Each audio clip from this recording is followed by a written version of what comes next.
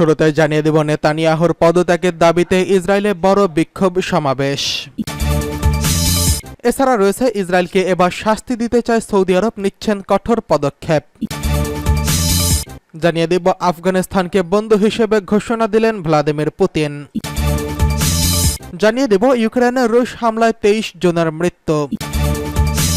সর্বশেষ জানিয়ে দেব ফ্রান্সের নির্বাচন নিরঙ্কুশ এগিয়ে থাকা ডানপন্থীদের দ্বিতীয় ধাপে ভরাডুবি হল। নেতানিয়াহুর পদত্যাগের দাবিতে ইসরায়েলে বড় বিক্ষোভ সমাবেশ। গাজার স্বাধীনতাকামী সংগঠন হামাস সহ বিভিন্ন প্রতিরোধ গোষ্ঠীর হাতে থাকা জিম্মিদের মুক্তির চুক্তির দাবিতে ইসরায়েলে বিক্ষোভ হয়েছে। জিম্মি মুক্তির চুক্তিতে পৌঁছানোর জন্য তারা সরকারকে চাপ দিচ্ছেন। তেল আবিব ও জেরুজালেমে মিছিল করা বিক্ষোভকারীরা তাদের আন্দোলন অব্যাহত রাখার ঘোষণা দিয়েছেন। 2023 সালের 7 অক্টোবর ইসরায়েলে হামলা চালিয়ে প্রায় 250 শতাধিক ইসরায়েলিকে জিম্মি করে নিয়ে গাজায় নিয়ে আসে হামাস। এরপরই গাজায় নির্বিচারে হামলা শুরু করে ইসরায়েল। ইসরায়েলের প্রধানমন্ত্রী বেঞ্জামিন নেতানিয়াহু হামাস নির্মূল ও জিম্মি মুক্তি করার প্রতিশ্রুতি দেন। তবে দীর্ঘ 9 মাস হতে চললেও নেতানিয়াহু তার লক্ষ্য অর্জন করতে পারেনি। ইসরায়েল জুড়ে জিম্মি মুক্তির আন্দোলন আরও জোরালো হচ্ছে। ব্যর্থতার জন্য নেতানিয়াহুর পদত্যাগের দাবি করেন বিক্ষোভকারীরা। তারা বলেছেন, গাজায় যুদ্ধবিরতি ও জিম্মি মুক্তি নিশ্চিত করতে না পারলে নেতানিয়াহু যেন পদত্যাগ করেন। ইসরায়েলের 2টি বড় শহরের বিক্ষোভকারীরা সড়ক অবরোধ করেন। তেল আবিবের সড়ক থেকে বিক্ষোভকারীদের সরিয়ে দিতে পুলিশ জলকামান ব্যবহার করছে। ইসরায়েল বলছে, গাজায় এখনও আটক আছেন 116 জন। ইসরায়েলি সেনাবাহিনীর দাবি 42 জিম্মি মারা গেছেন। এদিকে ইসরায়েলকে শাস্তি দিতে চায় সৌদি আরব, নিচ্ছেন কঠোর পদক্ষেপ। 9 মাস পেরিয়ে 10 মাসে পড়ল গাজায় ইসরায়েলি আগ্রাসন। আলোচনা সমালোচনা কোনো কিছুতেই দমছে না ইসরায়েলি প্রধানমন্ত্রী বেঞ্জামিন নেতানিয়াহু।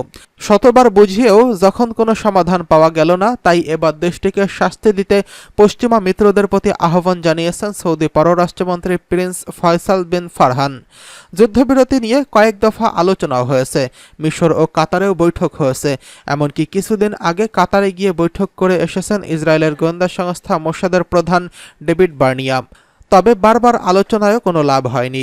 যুদ্ধবিরতি ও বন্দি বিনিময় নিয়ে ইসরায়েলি কর্তৃপক্ষ ও ফিলিস্তিনের যোদ্ধাদের মধ্যে কোনো সমঝোতা হয়নি।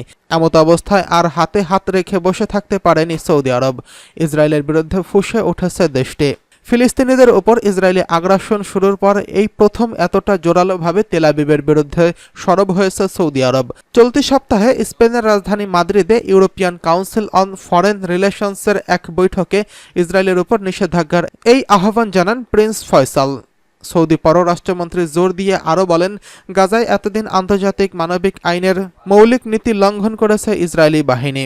এই ধরনের অপরাধ যেন আর না ঘটে তা ঠেকাতে পশ্চিমা দেশগুলো চাইলেই শাস্তিমূলক পদক্ষেপ নিতে পারে বলেও জোর দিয়েছেন প্রিন্স ফয়সাল। সৌদি পররাষ্ট্রমন্ত্রী জোর দিয়ে বলেন, গাজায় প্রতিদিন আন্তর্জাতিক মানবিক আইনের মৌলিক নীতি লঙ্ঘন করেছে ইসরায়েলি বাহিনী। এই ধরনের অপরাধ যেন আর না ঘটে তা ঠেকাতে পশ্চিমা দেশগুলো চাইলেই শাস্তিমূলক পদক্ষেপ নিতে পারে বলেও জোর দিয়েছেন প্রিন্স ফয়সাল। তিনি মানবিক ইস্যু বিবেচনায় নিয়ে ইসরায়েলকে জবাবদিহিতার আওতায় আনা যায় কিনা, এই ধরনের অপরাধ যেন আর না ঘটে তা ঠেকাতে পশ্চিমা দেশগুলো চাইলেই শাস্তিমূলক পদক্ষেপ নিতে পারে বলেও জোর দিয়েছেন প্রিন্স ফয়সাল। তিনি বলেন, মানবিক ইস্যু বিবেচনায় নিয়ে ইসরায়েলকে জবাবদিহিতার আওতায় আনা যায় কিনা সেই জায়গা থেকে হলেও ইউরোপের জন্য পদক্ষেপ নেওয়া খুব সহজ হবে। ফিলিস্তিন ও ইসরায়েল সংঘাতে স্থায়ী ও ন্যায্য সমাধানের মাধ্যমে 2 রাষ্ট্র প্রতিষ্ঠার ব্যাপারে অধিকাংশ দেশেরই সম্মতি রয়েছে। কিন্তু তারপরও তারা 2 রাষ্ট্রের সমাধানের পথে যেসব প্রতিবন্ধকতা, যেমন বসতি স্থাপনের মতো ইসরায়েলি পদক্ষেপের ব্যাপারে নিশ্চুপ হয়ে বসে আছে, এমন কড়া ভাষায় ইসরায়েলের বিরুদ্ধে অভিযোগ করেছেন প্রিন্স ফয়সাল। এদিকে আফগানিস্তানকে বন্ধু হিসেবে ঘোষণা দিলেন ভ্লাদিমির পুতিন। আফগানিস্তানের বর্তমান সরকারকে বন্ধু হিসেবে আখ্যায়িত করেছেন ভ্লাদিমির পুতিন। বৃহস্পতিবার কাজাখস্তানের রাজধানীর আস্তানায় এক সম্মেলনে অংশ নিয়ে রুশ প্রেসিডেন্ট প্রকাশ্যে এই ঘোষণা দেন। পুতিন বলেন, সন্ত্রাস বিরোধী লড়াইয়ে মস্কোর অন্যতম মিত্র আফগানিস্তানের বর্তমান সরকার। 2003 সাল থেকে আফগানিস্তানের বর্তমান ক্ষমতাসীন দলকে নিষিদ্ধ সংগঠনের তালিকাভুক্ত করা হলেও ধীরে ধীরে তা তাদের সুসম্পর্কে গড়ে তোলে রাশিয়া। গত মাসে আফগানিস্তানের সঙ্গে নতুন করে সম্পর্ক গড়ে তোলার নির্দেশ দেন ভ্লাদিমির পুতিন। এদিকে রুশ প্রেসিডেন্ট বলেন, আফগানিস্তানের বর্তমান সরকারকে অবশ্যই মেনে নিতে হবে, কারণ বর্তমান সরকারে তারা দেশটি নিয়ন্ত্রণ করছে। এখন তারা অবশ্যই সন্ত্রাসবাদের বিরুদ্ধে লড়াইয়ে রাশিয়ার সহযোগী। যুক্তরাষ্ট্র সহ পশ্চিমা সামরিক বাহিনী বিদায়ের পর 2021 সালে আফগানিস্তানের ক্ষমতা পরিবর্তন হয়।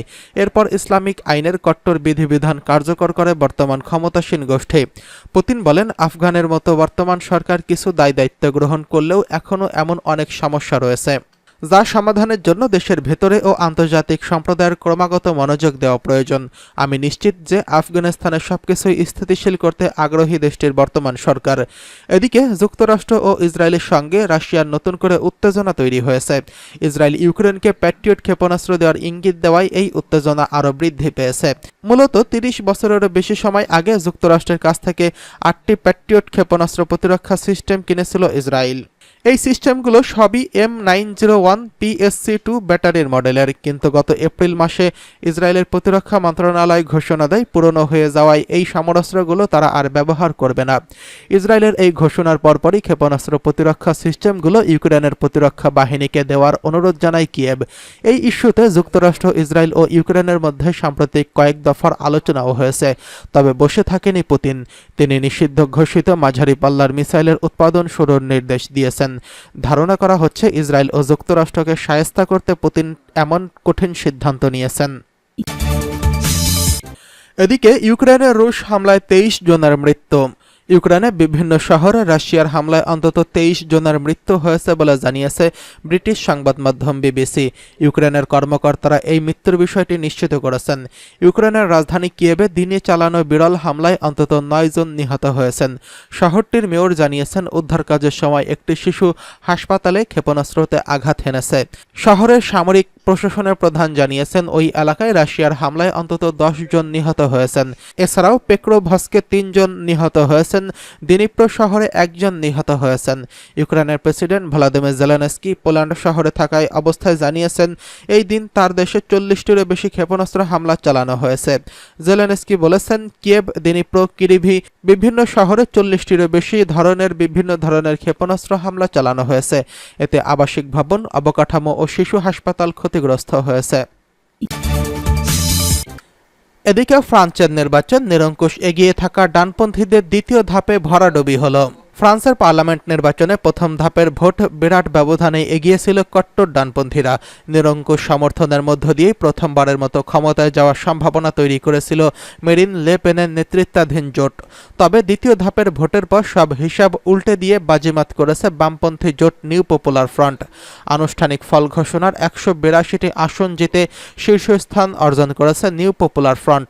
দ্বিতীয় অবস্থানে রয়েছেন প্রেসিডেন্ট এমানুয়েল ম্যাক্রোর মধ্যপন্থী জোট, আর উগ্র ডানপন্থী দল ন্যাশনাল র্যালির তৃতীয় অবস্থানে রয়েছেন। প্রথম দফার নির্বাচনে আরএনএর ডানপন্থী বিজয়ের পর ভিন্নমত বিভিন্ন জনমত জরিপে বলা হয়েছিল দ্বিতীয় দফার নির্বাচনে জোটটি বিজয়ী হবে। তবে নির্বাচনের 3 পক্ষের কেউই প্রয়োজনীয়তার সংখ্যাগরিষ্ঠতা পায়নি। 3 পক্ষের একসঙ্গে কাজ করারও ইতিহাস নেই। এমন অবস্থায় দেশটি থেকে একটি কোয়ালিশন পার্লামেন্ট পাওয়ার পথে রয়েছে।